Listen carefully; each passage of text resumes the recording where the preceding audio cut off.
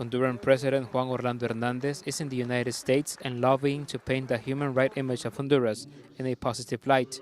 It's a necessary move for the Honduran government as the U.S. Congress is set to debate a bill that would block U.S. aid to Honduras until there is a formal and objective investigation into the assassination of indigenous leader Berta Cáceres.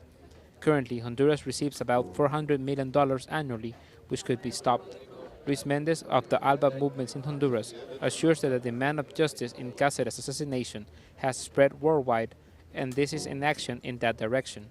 Es la exigencia permanente, no solo de un país, This is the ongoing demand, not only of a country or of the social movement of Honduras.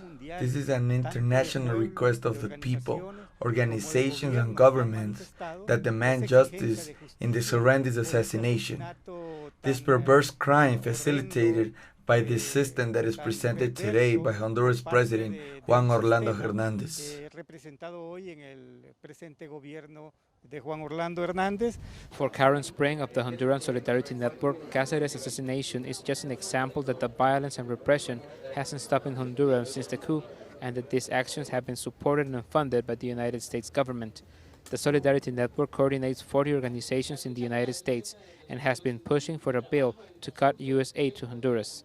I think that just the presentation of the bill alone in the U.S. Congress is something that I think we've been working on. The U.S. and U.S. social movements have been working on, and the Honduran social movements have been demanding for so long. And so it's really interesting that 7 years after the military coup, after the Honduran social movements have been mobilizing and resisting and demanding, and Berta Cáceres herself and Copin have been demanding that the aid be suspended, that this bill is presented in the U.S. Congress.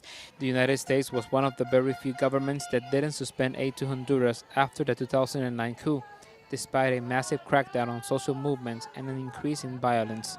The U.S. congressional bill to suspend aid already has 22 supporters and is looking for more, though it may not be voted on for several months and probably won't have enough votes to pass.